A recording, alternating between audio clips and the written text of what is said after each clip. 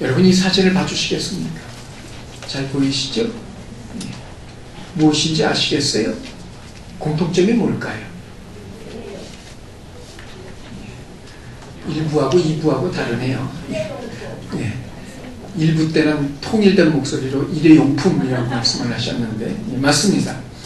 이 사진에 보시는 공통점은 일회용품입니다. 컵, 그릇, 포크, 스트롱 혹은 접시에 이르기까지 모두 일회용품이에요. 일회용품 한 번 쓰고 버리는 겁니다. 그런데 현대를 가리켜 일회용품 시대라고 부르곤 합니다. 그만큼 편리해졌다는 말이기도 합니다. 사용한 이후에 마무리와 정리를 하지 않고 생략이 되기 때문입니다. 그러나 이 편리함은 일회용만이 아닙니다. 현대에 들어서며 복음도 일회용품이 되어버린 그런 상황입니다. 복음이 무엇입니까? 복음은 하나님께서 세우신 계획과 예수님께서 하나님의 세우신 그 계획을 이 세상 가운데 실현하고 이루어 놓으신 일들. 자, 복음이 뭐예요? 하나님의 계획과 그 계획을 이루어 놓으신 예수님께서 행하신 모든 일들을 가리켜 복음이라고 이야기를 합니다. 세상을 향한 하나님의 마음, 그리고 하나님의 마음을 통하게 하기 위하여 세상에 인간의 몸으로 오시고 공생의 기간을 거쳐 십자가 달려 죽으시고 부활하시고 승천하시고 나아가 재림에 이르기까지 그 모든 것들을 통틀어서 우리는 복음이라고 부릅니다. 그런데 이 복음조차도 오늘날은 일회용이 되어버린 그런 상황이 종종 일어나고 있는 것을 보게 됩니다. 하나님의 백성들 가운데 한 번 구원은 영원한 구원임을 강조하며 주장하는 사람들이 있습니다. 틀린 말이 아닙니다. 저도 이 부분에 대해서 동의합니다. 문제는 그렇기 때문에 구원 이후에 모든 그리스도인으로서 책임과 의무를 소홀하고 있다는 겁니다. 믿음과 은혜로 구원을 받았으니 과거형입니다.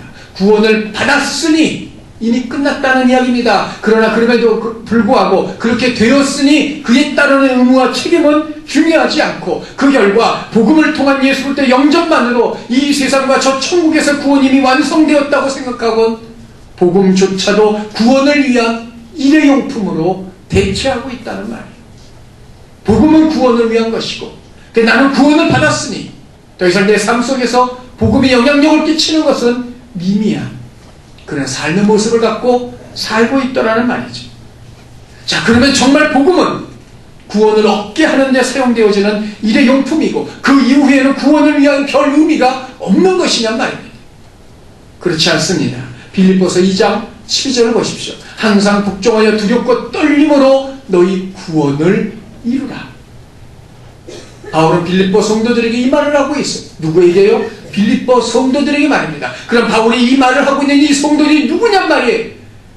바울의 서신을 들고 읽고 있는 이들은 이미 구원을 얻은 자들입니다. 그런데 그들을 향하여 바울이 하는 말을 들어보세요. 너희 구원을 이루라는 겁니다. 완성하라는 그런 이야기입니다. 너희 구원을 이루라. 자, 구원의 불확실성을 말하는 것이 아니라 구원받은 존재로 자신의 믿음을 입증하며 살 것을 말하고 있습니다. 내가 구원받았느냐? 그럼 구원받은 사람으로 구원받았음을 보일 것을 말하고 있습니다. 본문의 하박국은 구약의 선지자이지만 여전히 그도 믿음의 본질이 무엇인지에 대해서 오늘 우리에게 말하고 있음을 보게 됩니다. 그러면 본문에서 말하고 있는 이 하박국이 말하고 있는 믿음의 본질, 복음의 본질, 하나님의 원하심, 하나님의 관심이 무엇이냐는 겁니다. 1절에 의하면 하박국서는 하박국이라는 하나님의 선지자가 하나님으로부터 받은 묵시의 경고라고 말하고 있습니다. 묵시, 보다라는 그런 단어를 가지고 있어요. 일종의 환상을 의미할 수도 있고요. 실제 환상이 아니라면 그것이 무엇이었든 하나님과의 대화이든 꿈이든 핵심은 방법이 어떤 것이든 하나님으로부터 받은 말씀이에요. 경고, 말씀이라는 겁니다. 그런데 하박국서의 시작의 표제, 즉 1절과 그 다음에 2절이 등장하는 것을 보면 전혀 다른 양상으로 시작이 되는 것을 보게 됩니다. 2절 우리 다 함께 읽습니다. 시작. 여호와여 내가 부르짖어도 주께서 듣지 아니하시니 어느 때까지니까 내가 강포로 말미암아 외쳐도 주께서 구원하지 아니하시나이다. 구약에는 모두 12권의 소선지서가 있습니다. 소선지서라고 이야기하는 것은 선지자들의 키가 작거나 아니면 사역한 내용이 작기 때문에 그런 것이 아니에요. 분량이 적기 때문에 소선지서라고 구분을 지어놓고 있는 겁니다. 그런데 이 소선지서들마다 각각 자기 것들을 이야기하지만 공통되는 것이 하나 있습니다. 그건 표지어, 즉 제목과 자기가 누구의 아들이고 그래서 어떻게 하는지에 대해서 말하고 있는 것. 자, 그렇게 시작되는 첫 마디 이후 모두가 다, 다시 말하면 1절 이후 아니면 어떤 경우에서는 그렇게 표제어에 1절에 섞여 있긴 하지만 모두 다 첫 마디가 하나님의 말씀이에요. 여호와가 가라사대 여호와께서 말씀하시느니라, 아니면 하나님의 말씀을 직접적으로 표현하고 있는 바로 그것이라는 말이에요. 소선지서의 공통적인 것 하나, 하나님 말씀으로 시작이 되고 있어요. 그런데 그 중에 유일하게 하박국서만 하나님의 말씀이 아닌 사람의 말로 시작을 하고 있습니다. 그것이 오늘 본문 2절입니다. 더욱이 그 말씀도 하나님을 향한 찬양도 아니고 하나님의 구원에 대한 기대도 아니고 열망도 아니고 탄식과 원망, 때로는 하나님을 향한 의심으로까지 비춰지고 있는 그 이야기를 하고 있더라는 겁니다. 비록 하나님을 향한 질문 형식의 기도이긴 하지만 내용적으로는 하나님을 향한 탄식이고 그 가운데 일부는 원망이고 또 하나님의 책임을 묻는 질책도 있고 하나님을 향한 의심까지도 내포되어 있음을 보게 됩니다. 그러면 하박국이 하나님 앞에 이렇게 당돌하고도 기가 찬 모습으로 말씀드리는 이유가 무엇일까요? 이것을 이해하려면 먼저 하박국 시대의 시대적인 배경, 그 내용을 이해해야만 합니다. 하박국이 살고 있던 시기는 한마디로 말씀을 드리면 격동기, 유다의 격동기였습니다. 그리고 마지막 멸망을 향하여 치닫고 있는 그 마지막 때입니다. 솔로몬 이후에 이스라엘은 북왕국과 남유다 두 나라로 나누어지게 되고 그 가운데 북왕국이 아수르에 의해서 722년에 멸망을 먼저 받게 되어집니다. 그 결과 북왕국은 온 세계로 흩어졌고 또 뿐만 아니라 다른 나라와 문화가 섞여지게 되는 그런 비참한 현실을 맞이하게 됩니다. 그러나 반면 남유다는 북왕국을 멸망시켰던 그런 아수르를 맞아서 힘겹게 버티고 있어요. 그럼에도 불구하고 여러 도시들이 함락이 되어졌지만 이 예루살렘은 그럼에도 아직도 건재할 수 있었어요. 그 결과 멸망까지는 아니었지만 아수르의 속국이 되어서 겨우 생존을 유지하게 되었고 그로 인해서 아수르의 내정 간섭은 물론이라니와 곡물과 또한 세금을 아수르에 바쳐야만 했습니다. 그런 때에 히스기야라는 사람이 왕이 되었고 그 히스기야를 이어서 그의 아들 므낫세라는 사람이 왕에 오르게 됩니다. 근데 우리가 알다시피 히스기야는 아주 선한 왕이었어요. 하나님께서 함께 하셨다. 오죽하면 그의 생명을 연장시켜 주실 만큼 그런 사람이었겠느냐 말입니다. 그런데 그 아들 므낫세를 보십시오. 유다 역대 왕들 가운데 가장 극악한 왕이었어요. 자기 아버지 히스기야가 다 회파시켜 놓았던 산당을 다시 복원을 시켜 놨어요. 그리고 하나님의 성전에 하늘의 해달별을 섬기는 그런 제단을 쌓아놓았고 사실 이것 때문에 이스라엘이 유다가 멸망을 받게 되어집니다. 하나님의 성전을 더럽혔기 때문에 말입니다. 곳곳에 바알과 아세라상의 우상들을 세워두기도 하였습니다. 자기 아들을 몰렉에게 불로 지나게 함으로 말미암아 제사를 드리기도 하였고 성전을 황폐케 하게 만들었던 이가 바로 므낫세였습니다. 그 결과 하나님의 진노로 유다 멸망의 결정적인 단초를 제공해야 되어집니다. 그런데 이 역사라는 게 재미있습니다. 므낫세가 그렇게 한 이후에 그의 손자 요시야가 왕으로 오르는데 왕으로 오른 이후에 그는 하나님 앞에서 깨달은 바가 있어서 종교개혁을 단행하기 시작을 합니다. 자기 할아버지가 세웠던 우상들을 다 깨뜨려 부수고 세워놨던 산당들을 다 회파하고 그렇게 세워진 우상들을 긁어 모아다가 저기다 빻아서 가루를 만들고 그 위에다 해골가루를 뿌려버렸어요. 저주를 하겠다는 이야기입니다. 그게 요시야의 행동이었어요. 뿐만이 아닙니다. 성전을 청결케 한 이후에 유월절을 재정립하여서 다시 지키게 하는 등 중요한 신앙적인 부흥의 때를 맞이했던 사람이 바로 요시야입니다. 근데 문제는 이후에 이 요시야가 아수르와 싸우기 위해서 길을 터달라는 애국 군대와 맞서 싸우다가 아수르 편이 되어서 이유가 무엇인지 모르지만 싸우다가 그 전장에서 전사하게 되어집니다. 가장 하나님을 위해서 열정적이었던 사람, 바로 그 사람이 갑자기 불시에 전장에서 사망을 하게 됩니다. 그리고는 이후에 애굽은 남유다의 왕으로서 그의 아들 여호야김을 왕으로 추대합니다. 또 한 번 역사가 뒤집어져요. 이 여호야김은 또 아버지 요시야하고는 전혀 다른 인물이었어요. 그는 하나님 말씀 듣기를 너무너무 싫어했어요. 그래서 하나님의 예언자 선지자 우리야를 죽이기도 하였고, 예레미야가 바룩을 시켜서 기록하게 했던 하나님 말씀까지 불에 태워버리고 말았어요. 심지어는 유다의 멸망을 선포하고 있다는 이유만으로 예레미야를 체포하기도 하였고, 갈그미스에서 애굽을 대패케 한 그런 바벨론에 대항하여다가 마침내는 그로 인해서 멸망에 이르게 만드는 그런 장본인이 바로 이 여호야김입니다. 바로 그때 이 하박국이라는 사람이 활동을 했다는 거예요. 어느 때요? 가장 하나님을 사랑했고 하나님을 위해서 열정을 품고 섬겼던 요시야가 갑작스럽게 단명을 하고 세상에 둘도 없는 그런 악한 것들이 일어나서 세상을 좌지우지하고 있고, 그것도 모자라 세상에서 득세하고 승승장구하고 있는 바로 그때 하박국이 활동을 하고 있었더라는 말이에요.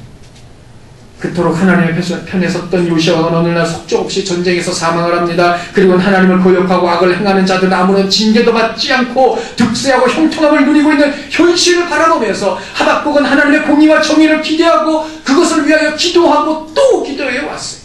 그러나 하나님은 이런 하박국의 기도에 침묵으로 일관하고 계십니다. 이에 하박국이 하였던 탄식으로는 본문 2절인 겁니다. 2절을 다시 보십시오. 내가 부르짖어도 완료형이 얼마나 기도를 했으면 완료까지 했겠어요. 기도를 끝냈겠어요. 그런데도 듣지 않고 계십니다. 내가 외쳐도, 강포라고 외쳐도, 우리말로 옮기면 폭력이다, 살인이다라고 소리를 쳐보지만 하나님은 구원하지 않으신다는 겁니다. 하나님, 저기 강도가 나를 죽이러 다가오고 있습니다, 나를 구원해 주십시오라고 외쳐도 하나님 구원하지 않으셨다는 겁니다. 듣지 아니하시고 구원치 아니하시나이다. 아무리 기도해도 하나님은 침묵하고 계십니다. 그러나 이 침묵은 일반적인 침묵이 아닙니다. 묵인의 침묵도 외면의 침묵도 아닙니다. 하나님의 침묵은 거절이고 오히려 기도하고 있는 사람의 원수가 되셨음을 의미하는 이야기, 적어도 선지자에게는 말입니다. 하나님, 내가 도대체 무슨 죄를 졌기 때문에 하나님께서 나의 원수가 되셔서 내 기도를 모른 척하고 계십니까? 그래도 하박국은 다시 하나님께 부르짖습니다. 2절을 다시 보십시오. 어느 때까지니까? 도대체 언제까지입니까? 아마 여러분 가운데도 이 기도를 하셨던 분도 계실 거고, 지금도 이 기도를 하고 계시는 분이 계시리라고 생각을 합니다. 저도 이 기도를 참 많이 했습니다. 그리고 지금도 하고 있습니다. 그러나 여러분, 이 어느 때까지입니까? 라는 이 기도는 단지 때를 묻는 질문이 아니잖아요. 그런 기도가 아니잖아요. 하나님 제발 좀 풀어주세요. 하나님 제발 좀 열어주세요. 하나님 제발 좀 구원해주세요. 그 기도 아니냔 말이죠. 그러나 하박국이 이렇게 이야기한 것은 조금 다른 의미를 가지고 있습니다. 이건 단순한 때에 대한 것도 아니고 열어달라는 간절한 바람도 아닙니다. 구약에서 모두 이 65번이 사용이 되어졌어요. 언제까지입니까? 라는 이 말씀이 말입니다. 그런데 이 탄식은 하나님의 공의와 깊은 관련이 있어서 하나님의 공의의 드러내심을 의도적으로 지연시키는 것에 대한 분노의 표현입니다. 하나님께서 하실 수 있지만 하고 계시지 않음에 대한 분노의 표현, 그것이 어느 때까지입니까? 라고 묻고 있는 기도로 표현이 되고 있다는 거예요. 하나님, 도대체 이게 말이 되는 이야기입니까? 그 옛날 우리 조상들이 시내산 아래 있을 때 산 위로 접근하는 자마다 죄를 가진 사람들은 다 내가 손을 쏘아서 죽일 것이라 말씀을 하셨는데, 도대체 그 하나님이 어디 계시느냐 말이에요. 왜? 죄를 지어도 여전히 주인들은 죽지 않고 처벌을 받지 않고 의기양양 살아가고 있기 때문에 말입니다. 우리 조상들이 범죄함으로 말미암아 광야에서 모두 망하게 하신 그 하나님의 공의와 정의가 어디 있는 겁니까? 어찌하여 하나님을 했었던 사람들은 허망하게 데려가시고 하나님께 가진 악을 행하는 사람들에 대해서는 하나님 침묵하고 계십니까? 하박국은 하나님의 이해할 수 없는 침묵의 탄식을 하고 있습니다. 하박국이 알고 있는 하나님은 그런 하나님이 아니었습니다. 정의를 강물같이 공의를 하수와 같이 흐르게 하시는 그런 분이었어요. 당연히 그 하나님 앞에서는 어떤 죄도 어떤 죄인도 그냥 지날 수 없습니다. 그런데 지금 현실의 하나님은 그런 하나님이 전혀 아니었다는 거예요. 죄를 지었음에도 죄인임에도 불구하고 하나님은 그들을 향하여 침묵하고 계십니다. 죄와 죄인에 대한 처리도 악의 반역과 부도덕한 율법에 대해서도 하나님은 침묵하고 계십니다. 그 결과 이 탄식은 하나님을 향한 의심으로까지 나아가고 있는 것을 보게 됩니다. 3절 우리 다 함께 읽습니다. 시작. 어찌하여 내게 죄악을 보게 하시며 패역을 눈으로 보게 하시나이까. 겁탈과 강포가 내 앞에 있고 변론과 분쟁이 일어났나이다. 언제까지니까를 물었던 하박국은 어찌하여 라고 묻고 있습니다. 어찌하여, 이것은 무엇 때문인지 그 원인에 대한 질문입니다. 내가 그토록 부르짖고 외쳐도 하나님께서 침묵하시는 것은 곧 나로 하여금 죄악을 보게 하시는 거라는 거예요. 내가 그렇게 부르짖어도 여전히 내 눈앞에 죄악이 있는 것, 내가 그렇게 외쳐도 여전히 내 앞에 패역이 있는 것, 겁탈과 혹은 약탈과 혹은 분쟁과 강포가 있는 것, 그건 하나님께서 내가 기도하고 있음에도 불구하고 그걸 여전히 지켜보라고 말씀하시는 것과 똑같다는 거예요. 그건 뭘 의미합니까? 하나입니다. 하나님께서도 그냥 그렇게 지켜만 보고 계시겠다는 거예요. 그래서 묻습니다. 이유가 무엇입니까? 자, 이때 하박국이 본 6가지 죄악이 있습니다. 첫째는 죄악이, 이건 모든 비극과 고난과 고통과 괴로움이 되는 근원으로서의 악이, 그러니까 사람이 겪을 수 있는 모든 여러 가지 부정적인 것들을 가져오는 가장 근원의 씨앗을 말하고 있습니다. 패역입니다. 두 번째는 모든 종류의 수고입니다. 죄로 말미암은 결과입니다. 세 번째는 겁탈, 약탈과 살해입니다. 네 번째는 강포, 무자비한 폭력이고, 다섯 번째는 변론, 말다툼이고, 여섯 번째는 분쟁, 서로 죽일 듯이 달려들고 있는, 주먹질만 하고 있지 않지 멱살을 휘어잡고 마구 흔들어대고 있는 그런 상황이, 한마디로 지극히 혼란된 사회상을 말하고 있어요. 여러분 가만히 생각을 해보십시오. 이 모든 일은 하나님을 모르는 사람들 사이에서 일어나고 있는 일이 아닙니다. 하나님 백성들 사이에서의 혼란입니다. 이 모두는 다 하나님의 침묵으로부터 발생한 일입니다. 사람들이 악을 행해도 하나님은 침묵하셨고, 사람들이 하나님께 반역을 꾀해도 하나님은 침묵하고 계십니다. 하나님의 원칙대로라면 하나님이 이들을 즉각 처리하셔야 만했지만, 그러나 하나님은 침묵하고 계세요. 그 결과 사람들은 하나님을 알기를 우습게 알기 시작을 했습니다. 그리고는 마음껏 죄를 짓기 시작했고, 그 결과 이와 같이 6가지 죄악들이, 온갖 악행들이 하나님 백성들 사이에 벌어지고 있더라는 말이에요. 하나님이 만일 제때 처리하셨더라면 결코 일어나지 않은 이런 일들이 하나님의 침묵으로 말미암아 사람들이 하나님을 우습게 알고 죄 짓는 걸 아무렇지도 않게 생각을 하고, 그래서 지금 이런 악들이 우리 사이에 횡행하고 있습니다. 이유가 무엇입니까? 하박국이 묻고 있는 겁니다. 성도 여러분, 이 말을 한 사람이 누구입니까? 하박국이에요. 하박국은 어떤 사람입니까? 선지자입니다. 그럼 선지자는 어떤 사람입니까? 하나님의 말씀을 하나님으로부터 받아 백성들에게 전달하는 사람이 선지자예요. 자, 그러려면 전제 조건이 하나 있어야만 합니다. 그건 자기에게 말씀하시는 하나님에 대한 전적인 신뢰와 믿음이 없으면 결코 말할 수 없어요. 왜냐하면, 자, 그렇게 예언의 본들, 사람들에게 돌아오는 반응은 위협과 죽음의 위협이었어요. 심지어는 실제로 선지자들 가운데 죽임을 당한 사람들도 있었어요. 왜? 좋지 않은 것만 예언해대니 말입니다. 당연히 선지자로서 예언하는 자기 목숨을 걸어야 하는 그런 상황에서 하나님을 향한 절대적인 믿음이 없다면 그 말씀을 어떻게 전할 수 있겠느냐 말입니다. 그게 선지자예요. 그런데 여러분 오늘 본문의 하박국을 보십시오. 그는 선지자임에도, 그래서 하나님을 향한 절대적인 믿음을 가져야 되는 사람임에도 불구하고 그는 하나님을 의심하고 있습니다. 선지자임에도 말입니다. 이 모든 일의 배후에는 하나님이 계신 것은 아니지만 적어도 하나님의 침묵으로 하나님 백성들 사이에 이런 황당함이, 그리고 죄악이 판을 치고 있다고 생각하고 있기 때문에 그렇습니다. 결국 하나님의 하박국으로 이스라엘의 온갖 죄악을 보게 하신다는 것은 하나님 역시 그 죄악들을 그냥 지켜만 보고 계시겠다는 것과 다를 바가 없는 이야기예요. 어떤 분이 그랬다고 그랬죠. 자기 가방을 맡기면서 가방 좀 보고 있으라고. 화장실 갔더니 가방이 없어졌어요. 물었어요. 아니 가방 어디 갔냐고. 조금 전에 어떤 사람이 들고 갔다고. 아니 뭐 그냥 내버려뒀냐고. 아니 당신이 나보고 보고만 있으라고 그러지 않았냐고. 가져가면 말렸어요. 말리라고 그랬어야지. 보고만 있어서 보고만 있었노라. 똑같은 이야기 아닙니까? 온갖 죄악이 그렇게 환영해도 하나님은 보고만 계셔. 개입하지 않습니다. 처리하지도 않으십니다. 여러분 그 결과가 무엇입니까? 4절에 두 가지 이야기를 하고 있어요. 첫째는 율법이 해이해졌습니다. 자, 율법이 느슨해졌다는 말이 아닙니다. 봐줬다는 말이 아니, 여기서 해이, 원문적인 의미로 보면 기능 마비인 겁니다. 한마디로 말하면 율법이 가지고 있는 모든 기능이 마비되었다는 거예요.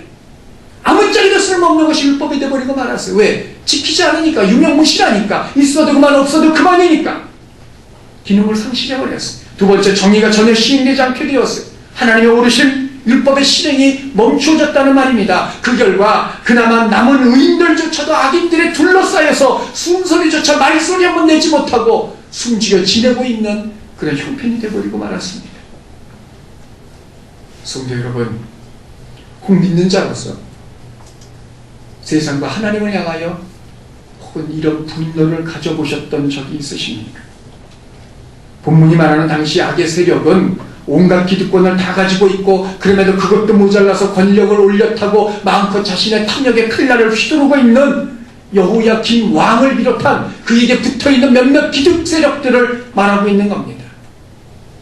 반면에 의인들은 철저하게 고난을 받으며 죽어가고 있습니다. 대신에 요시야 같은 사람은 말도 안 되게 데려가 버리셨어요. 선한 이들, 의인들은 오히려 박해를 받습니다. 대신 악인들은 번성을 합니다. 이들은 뭘 해도 잘되고 형통을 합니다. 자기들끼리 부든 명예는 독식하고 있습니다. 그 와중에 일반 백성들만 죽을 고생을 하고 실제는 죽어가고 있더라는 거예요. 이런 현실을 바라보며 분노하지 않는다면 오히려 그것이 잘못이 아닐런지. 하루만 자고 나면 부정과 부패와 온갖 폭력적인 일들과 사기와 횡령에 부와 명예의 온갖 좋은 것들은 대문일 많은 기사들의 신문과 뉴스 시간을 도배하다시피 하고 있는 세상에 우리들은 지금 살고 있습니다. 태어나서 한번 만져볼까 말까한 억을 그야말로 억소리나게 주무르고 있으면서도 어려운 이들에 대해서 무자비할 정도로 인색한 사람들이 가득한 세상이 우리의 세상입니다. 자신의 애완견에는 고가의 옷과 심지어는 명품 선글라스까지 개조해서 씌워주면서 그 옆에 구걸하고 있는 사람들에 대해서는 눈길 한번 주지 않는 것이 지금이 바로 그러한 세상입니다. 가진 자는 더 가지고 누리고 있는 반면에 없는 사람은 그나마 있던 것까지 빼앗기는 세상이, 그럼에도 그런 세상에서 우리가 살고 있는, 하나님의 침묵 속에 살고 있는 것이 우리의 세상이더라는 말. 지금 우리의 시대나 하박국의 시대나 모습만 다를 뿐 별 내용은 동일합니다. 의인과 의인의 고난과 악인의 본성과 하나님의 침묵 말입니다. 이에 대해서 하나님이 묻고 있는 겁니다. 하나님 도대체 언제까지입니까? 하나님 도대체 무엇 때문입니까? 하박국 시대에 하나님은 어디 계십니까? 하나님의 하박국 시대에 하나님은 무엇 하고 계시는지요? 이거야말로 하나님의 직무유기고 때로는 하나님의 무능력이 아니냐 말입니다. 그렇지 않고서야 이런 일들이 일반적으로 자연스럽게 이렇게 일어나고 있을 수 있겠냐는 거예요. 이런 상황에서 하나님은 도대체 왜 침묵하고 계시는 걸까? 우리는 이런 하박국 시대 같은 동일한 시대에 살고 있는 우리들은 도대체 하나님의 침묵 속에서 무엇을 해야만 하는 것일까요? 본문을 중심으로 우리가 두 가지를 생각해 볼 수 있습니다. 첫째는 하박국의 분노의 탄식입니다. 하박국은 선지자입니다. 그럼에도 현실을 바라보고 분노하고 나아가 하나님을 향한 의심까지도 내비치고 있는 것처럼 보여집니다. 그러나 문제는 이것이 정말 하박국의 본심이냐는 거예요. 하박국은 정말 하나님께 실망하고 하나님을 의심하는 것일까요? 그래서 하나님을 향한 분노와 의심을 퍼붓고 있는 것일까요? 본문을 여러분 다시 보십시오. 비록 하나님을 향한 그 말투 속에는 탄식과 원망과 또한 불신이 담겨있다 할지라도 하박국은 여전히 그 하나님께 기도하고 있다는 거예요. 그 하나님을 향하여 기도하고 있습니다. 하박국은 단지 세상의 불평등과 악행, 폭력과 무질서, 그럼에도 불구하고 침묵하시는 그 하나님의 자체에 대해서 분노하고 있는 것이 아닙니다. 그의 마음은 여전히 하나님께 있었던 겁니다. 핵심은 이것입니다. 하박국은 하나님께서 하나님으로 대접받지 못하는 것에 대한 분노였습니다. 세상 사람들이 하나님 알기를 우습게 알고, 세상의 사람들이 하나님 말씀하신 율법을 아무렇지도 않게 어기고 있고, 그러면서도 전혀 개의치 않고 그렇게 살아가는 그 모습을 보며, 하나님께서 그렇게 홀대당하는 그 모습을 바라보며, 하박국은 하나님을 향한 애정, 하나님을 향한 그 사랑의 마음, 하나님을 향한 그 거룩한 구별된 지극한 그 마음에 구별됨으로 말미암아 하나님을 향한 그 하나님을 위한 분노를 말하고 있는 겁니다. 하나님의 침묵 자체에 대한 분노가 아닌, 하나님의 침묵으로 말미암아 하나님의 영광이 가려지고 하나님 자체에 대해서 도전하고 있는 사람들이 늘어나고 있는 것들에 대한 분노입니다. 하나님께 대한 불신과 의심이 아닌 하나님의 입장에서의 분노더라는 말. 다시 말하면 하박국은 하나님을 향한 열정과 애정과 지극한 마음으로의 분노였던 겁니다. 바로 그것이 하박국의 분노였던 거예요. 어느 아들이 문방구에서 연필가에 있는 도르코 칼이라는 거 아시죠? 이렇게 접게 되어지는 그 도르코 칼을 하나 훔쳤어요. 훔치다가 도중에 주인에게 발각이 됐고, 그 주인의 손에 끌려서 엄마한테 끌려왔습니다. 그 주인이 자초지종을 얘기하고 말도 끝나기 전에 엄마는 아이를 잡아서 패기 시작을 합니다. 그런데 얼마나 패는지 지켜보고 있던 주인이 걱정이 될 지경에 오히려 주인이 말립니다. 아니, 내가 때리라고 그런 건 아니고요, 다음부터 안 하면 돼요. 좀 진정하세요. 자, 그렇게 해서 일단락이 되었습니다. 그럼 여러분, 어머니가 아들을 죽으라고 팬 이유가 뭡니까? 그 도르코 면도를 하나 훔쳤기 때문에 좀 더 큰 걸 훔치지, 째째하게 그거 하나 훔쳐서 그 들키냐? 이런 마음으로 pis겠어요? 그 주인 자체에 대한 분노였어요? 아니면 문방구 주인이 자기 아들을 혼내는 꼴을 못 보겠으니 내가 차라리 대신 혼내겠다, 그런 마음이겠냔 말입니다. 아닙니다. 엄마의 마음은 하나입니다. 반듯한 내 아들이 그렇지 못하기 때문에 그에 대한 나의 분노, 어머니로서의 아들을 향한 분노였다는 겁니다. 하박국의 분노가 바로 그것이었어. 하나님으로 대접을 받지 못하는 것에 대한 분노. 그래서 그 하나님을 향한, 하나님을 위한 분노로 나아가고 있는 겁니다. 악인들로부터 조롱받고 계신 하나님을 향한 거룩한 마음의 분노입니다. 하나님께 대한 애정의 분노. 하나님 왜 이렇게 당하고만 계십니까? 하나님 무엇이 부족해서 하나님께서 이러고 계시냔 말입니다. 이 분노만. 성도 여러분, 불합리한 현실과 상황을 바라보면서 세상과 하나님에 대한 우리의 분노는 무엇입니까? 단지 침묵하시는 것에 대한 분노입니까? 아니면 하나님의 하나님 되시지 못한 것에 대한 분노입니까? 마땅히 그 자리에 오르셔야 되는데, 마땅히 모든 사람들로부터 영광을 거두셔야 될 분이 하나님이신데 그렇지 못한 것에 대한 분노. 그래서 하나님을 향한 지극한 열정의 마음으로 하나님에게 분노하고 계시는 겁니다. 우리는 우리의 분노의 방향을 바르게 잡아야만 합니다. 그건 하나님을 사랑하기 때문입니다. 두 번째, 우리가 주목해 봐야 될 것이 있습니다. 하나님의 최대의 관심입니다. 하나님의 최대의 관심. 오늘 본문을 가만히 한번 보십시오. 하박국서를 가만히 읽다 보면 하나님의 관심이 무엇인지를 알 수 있어요. 하나님의 최대의 관심, 그건 악인의 본성이 아닙니다. 의인의 고난은 더더욱 아닙니다. 하나님의 최대의 관심은 바로 나 자신입니다. 하나님께서 침묵하시는 것은 하박국으로 하여금 절망케 하시기 위함이 아닙니다. 혹시 기억하시죠? 김춘수 시인의 초원이란 실말입니다. 불러도 대답 없는 이름이요, 부르다가 내가 죽을 이름이요, 불러도 대답이 없고 부르다가 지쳐 절망하고 죽음에 이르게 하기 위하여 하나님은 하박국에게 침묵하고 계시느냐 말이에요. 여러분, 이후에 진행되는 일들을 가만히 보십시오. 그토록 부르짖고 그렇게 부르짖어도 침묵하시던 하나님께서 드디어 말씀하시기 시작을 합니다. 그리고 그것 하나님의 하박국의 질문에 대한 하나님 나름대로의 계획이 있다는 그런 말씀이었어요. 여러분, 그 결과 최종 마지막에 하박국의 결론이 무엇입니까? 하나입니다.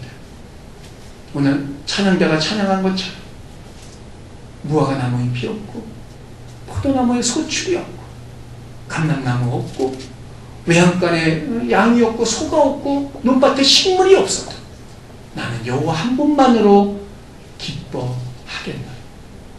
주어지는 현실을 바라보며 그 현실 속에서 하나님의 공의가 보이지 않는 것에 대해서 분노하고 있던 그 하박국이 하나님, 어떤 상황이 내 가운데 펼쳐진다 할지라도 나는 내 믿음을 떠나지 않겠습니다. 하나님을 찬양하는 그 자리에서 벗어나지 않겠습니다. 그게 바로 하나님의 최대의 관심이라는 말입니다. 그 결과 하박국은 지금 상황이 어떠하든 악인이 득세를 하든 고난이 고난을 받든 의인이 고난을 받든 심지어 그런 경우에 하나님이 침묵하실지라도 하나님을 찬양하고 기뻐하겠노라고 고백을 하고 있습니다. 다시 말하면 하나님께 대한 모든 오해를 다 떨어버리고 하나님께서 원하시는 더 깊은 신앙의 길로 하박국은 들어가고 있었던 거예요. 이것이 바로 하나님의 최대의 관심입니다. 하나님은 우리 각자가 고난과 알 수 없는 그리고 이해할 수 없는 불합리한 상황 속에서도 하나님을 향한 아름다운 목소리로 진주처럼 노래하기를 원하고 계십니다.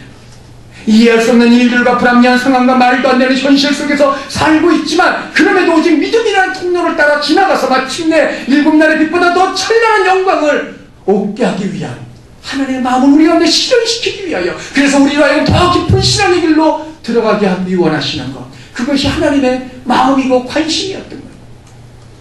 1704년 어느 추운 겨울날 베냐민 슈멀크 목사 부부가 한 성도의 가정을 신방하고 늦은 저녁 집으로 돌아가고 있었습니다. 집에 도착해보니 이게 웬일입니까? 집에 화재가 나서 잿더미가 되어버리고 말았어요. 문제는 그 집안에 자기의 두 아들이 있더라는 겁니다. 두 아들의 이름을 부르며 잿더미가 된 그 집안을 파헤치기 시작을 합니다. 그리고 그 안에서 마침내 습덩이처럼 새카맣게 타버린 자기의 두 아들을, 부둥켜 안고 있는 두 아들을 발견을 합니다. 그 아들을 안고 쓰러져 슈멀크 목사는 울기 시작을 해요. 그리고 조금 있다가 이와 같이 고백하기 시작을 합니다.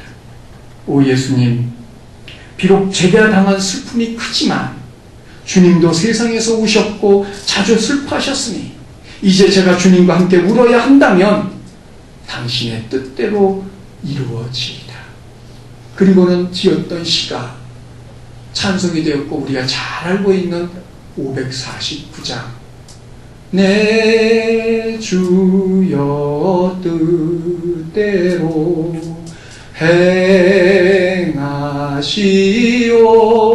행하시옵소서.